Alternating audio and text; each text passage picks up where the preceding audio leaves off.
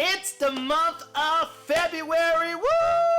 2021, and I'm so excited because February, everybody know it's Happy Valentine's Day. It's all about Love, love. So, before we begin, I want you to like, comment, and subscribe to my channel. Click on that notification so when there's videos that's popping up on this channel, you can know what's going on right here in the Mirror TV, the Reflection Show. So, let's get it started.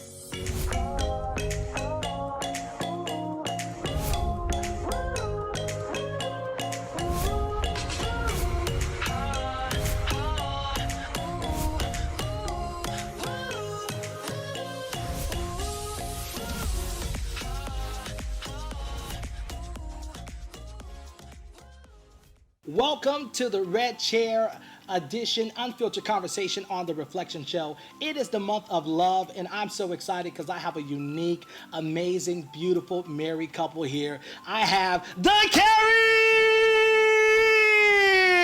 Careys! Will and Nyesha! What's going on? What's up, beautiful people? We're doing good. We're doing pretty good. Y'all doing good? Pre-Valentine. Enjoying yourself, pre-Valentine, and there's so much happening. The month of love, relationship. You know, I just wanted to do something a little bit different, unfiltered conversation, talking about relationship. Now, you guys been married for 18 years, going on 19. Will, Nyesha. I want to just dive into it real quick as far as, Nyesha, when you were single, when you were getting ready to date, what were some things as a woman you prepared yourself for to transition you into marriage? To be honest, I don't know. I was a child. No. I mean, let's correct that. We were both children. Like, we were young. We were high school sweethearts. So wow. I met him when I was 15. So marriage wasn't even at the forefront of my mind. I had no idea what it was going to be like to be a wife. It was puppy love at first. It just grew. So. And Will, like, how did you manage to captivate her and be able to make her that special woman in your life? Well, I tell the truth, though. But I think at a young age I was kind of wild. So I was that guy that thought I was the pretty boy. So it was almost like I thought I had to have her because everyone should date me at that time. You know how it is when you're younger, right? Yeah. I'll just tell the truth. That's kind of how it was.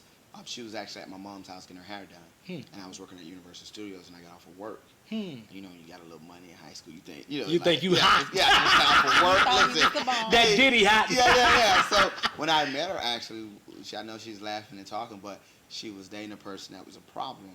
Yeah. And I was able, because I'm smooth, I was like, listen. Wow. Because I was smooth, I was like, hey, what's going on? And she was like, okay. And then she actually went to a college trip, and from that, it's been. So you guys dated, and then you guys got married. Yes. How long did you guys date for? 2 years. 2 years. Now, most people date within 3 to 6 months and get married. You guys waited 2 years. What was that thing that caused that thought to spark that led you guys to having this 19 years of marriage? Let's tell the truth. Let's tell the truth. Let's tell the truth. I went into the military. Yep. Okay. And I was like, well, if you think about it, it's the truth, and I'm going to say what I said, but I think it was because I kind of knew. Well, Puppy Dog Love knew. Like, I knew I loved her. Because she was along, I guess 2 years, not that long, but I could tell it was different. Like, even from, she was the first person I ever bought something for. Like, I never did that. I never did that for other people. So, you kind of knew it was something different. Yeah. But it was a mean way in which I told her, like, I'm in the military. You need to marry me. I'm still waiting on And that's how you told her, straight up. Yeah. I'm in the military, and you're gonna have to marry me. No, let me be very exact. It was. Spill it. Either we're going to get married or we're not going to be together. Right? Just like that. Just like that. Because we can't do long distance. Yeah, and he didn't want to do long distance. Even though I was still in high school, I had one more year to go. He graduated a year before me, but he was like, we're either going to get married or it's not going to work. And when I graduated high school in May, I want to say it was that summer we hung out, and then in November, my mom surprisingly let me go to visit him in North Carolina. Wow. And we planned, okay, we're going to get married. Nobody's going to know. We weren't going to tell anybody at all. Yeah. And my aunt said, no, Nyesha, you have to call your mom. You have to give her a chance to see you get married. So I called her, and she hopped on the road just like that. And so 48 hours later, we were married. So let me ask you this question, because obviously, as a woman, you're getting ready to take on a big responsibility as far as commitment. How did you prepare yourself within that time frame to transition over into saying, this is going to be my husband, and now, you're unfolding to see 19 years? And once again, I didn't take the opportunity to even figure out transitioning because we got married. Yeah, we got married in November. By January, I was pregnant. So here I am, a new wife, and now preparing to be a new mother. And so I didn't have the opportunity to like figure out who Nyesha was, or to figure out, okay, this is how I'm supposed to be as a wife. I didn't know. I kind of just had to fall in line and do what I had to do. So it's almost like love took over, Yeah. and there was no roadmap for your identity of discovering No, Nyesha. Not at all. Not at all. Wow.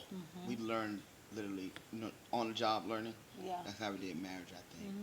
And the funny thing, I think we were still in love, puppy dog love at that time. Yeah. So we were still having fun. So even in marriage, we weren't thinking like we're married. We're just like, we love each other, yay. But that's cool though, because that lets me know that there's a foundation of friendship, right? This puppy love thing. Definitely. Why is it so important for married couples or people who is getting ready to date to establish a friendship with that foundation? Because the first 5 years is your hardest years in marriage, and you're not going to like the person as much as you think you are once you move in together. Because you got to think, well, as adults, you kind of know who you want. You have an option to say, I want this kind of person. Yeah. But when you're younger, we are not even the same people. We changed every year. We could, even in marriage, you can change in the morning time. She could be, hey, I don't like Frosted Flakes anymore. And I'm like, I agree. I just bought 10 pounds, right? So you understand, right?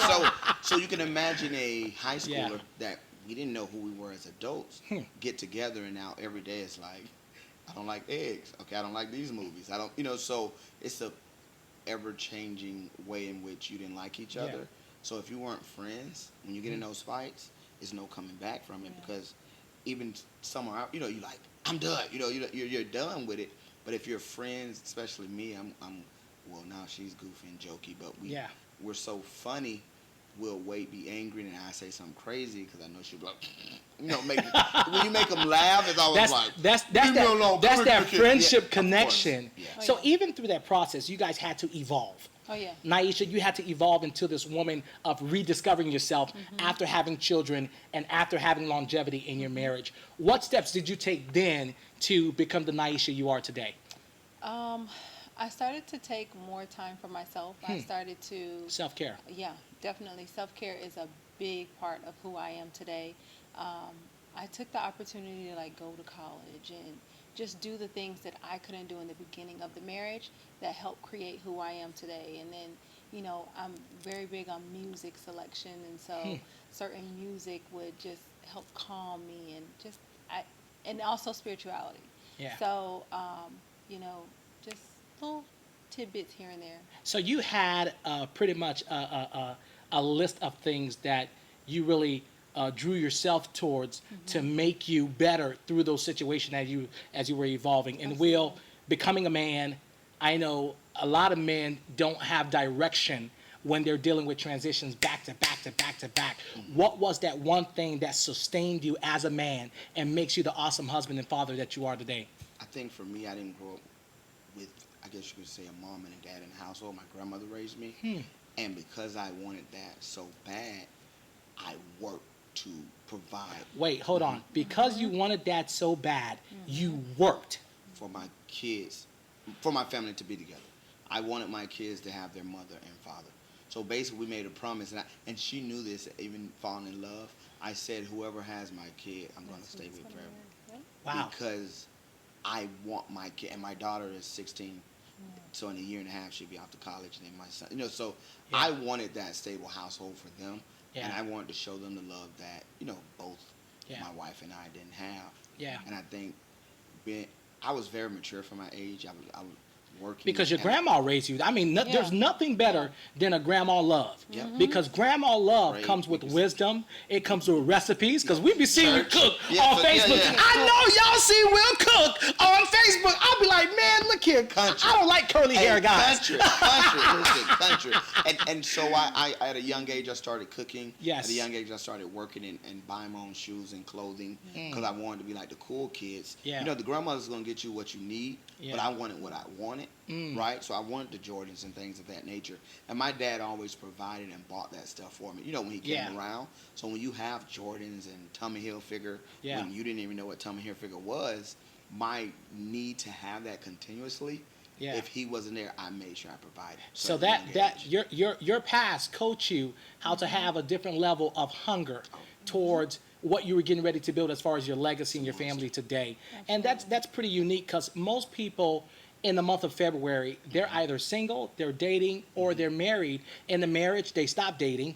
In the dating process, they stop evaluating the relationship. And in the single process, they focus on love rather than figuring out the whole self-care aspect. Right. Nyesha, if you had a chance to go back into time and start all over again on the process of loving Will, what would you do differently that you didn't do? I would. Don't do it. I would, actually, I would hone into what his needs are a little bit more in his love language. I know it's kind of cliche. Everybody talks about, you know, the 5 love languages, but I really feel as though if you hone into your spouse's love language, it kind of helps for you guys to gel even the more because then you're doing exactly what they love. Right. And so then it begins to be reciprocated. And so there, you know, it's, I don't know, it's just. No, you said something key. No, it just sounds like, it's almost like you're saying, let me listen to his heart more. Yeah. Let me listen to who he is and what made him and take that and create the best version of who he is. And that's what marriage is about, you know? It's all about coming together, evolving together, and pushing each other to that place of success in the marriage that's going to reflect not just the love of God, but also the legacy of the family. Will, what would you have done different to change the trajectory of the man that you were from the past to now? If we're saying the man, I guess this is different because I think we evolve so much and we understand each other so much. What I would do for her would let her become who she wanted to be earlier in our marriage. Because we moved so fast by getting married, having a kid. When I was in the military, we started traveling. She didn't have time to live her life. She was basically following me the entire time. So she didn't have to work. Even now, what it was 18 years, still she's just real estate. This is her first really like career. Wow. She didn't have to work the whole marriage. Well, I just want to congratulate you from a man to man. You're doing a great job, and I'm proud of you because we need more men like you that's going to really reflect leadership and transparency at the same time to show what it means to have a family. Because even in the black community, black men need to reflect that leadership. You know, my father left me when I was 3 years old, and I was just telling my brother that, you know, his past is what mentored my future. And it's a choice that we choose to who we decide we want to become. And you choose hope, you choose liberty, and you chose legacy. And I'm proud of you for that. Now, there are some amazing people watching right now. They're saying, the Careys, talk to us. What advice for Valentine's Day that you can give to them? We love giving this advice, actually. We're supposed to do this more, but we don't. But I think the biggest turning point for us, because even we had problems, right, in our marriage. But you know, when we really, really started being like the best, because we argue, every marriage argues, right? But when we sat down, we really had a heart-to-heart, and we said, we don't know who we are as people. We're forever changing. You have to accept that who I am now is not who I will be tomorrow. Once we did that, because, you know, when you say, oh, when I met you, you didn't like green beans. You know, it'll be something little. And now you're fussing over, like, I cook green beans, you don't like them now. So when we understood, like, you can change and how I met you, of course, this many years, I'm different. Or even last week, I may be different. I think once we did that, we were better. Like, we got better, and that was probably 10 years. You know, that wasn't that long. Wasn't that long. That was like maybe 10 years ago when we understood that. Yeah. But I think the other biggest thing too is continue to be best friends. It may be hard for some people. I like that. It may be hard because not everyone loves their marriage, right? Yeah. How you see us on Facebook, Yeah. we're like that 24/7. But I love that, because in order to be a best friend, you together you must understand what is best for you. Of Right. course. Because that's what leads you to be the best friend. Of course. And Nyesha, with the voice of comfort that you have, speaking to a woman, what is something you would love to say about relationship as we end? The main thing that I would like to say is, don't just leave it up to your husband to date you. Ladies, you can also date your husband, because our men also need to feel loved. They need to feel accepted. They need to feel valued, and they need to feel, most of all, appreciated. And so we have to also be the initiator and not always look for them to initiate it. And as you can see, love still exists. I know what the television or what the world is telling you, that being married sucks. It doesn't. There are awesome couples like the Careys who are branded so well in marriage that they're telling you, you will struggle. You will go through some difficult times, but it's the foundation that you put all your time in, that you invested in, that can get you through what you're dealing with in your marriage. And if you're single and you're dating, evaluate the process. Don't be afraid to question what you're getting ready to invest your heart into. It's all about discovering who you are, because when one person's happiness comes and the other comes together, it creates a beautiful canvas where you guys can create what you see in the Careys. And every relationship is different, but the role model is still the same. And guys, thank you so much for watching the Red Chair Edition Unfiltered Conversation on The Reflection Show. This is Ramsey Rizard. And remember, your experience matters. What's up, guys? This is the Careys, The Red Chair Edition. and your experience matters.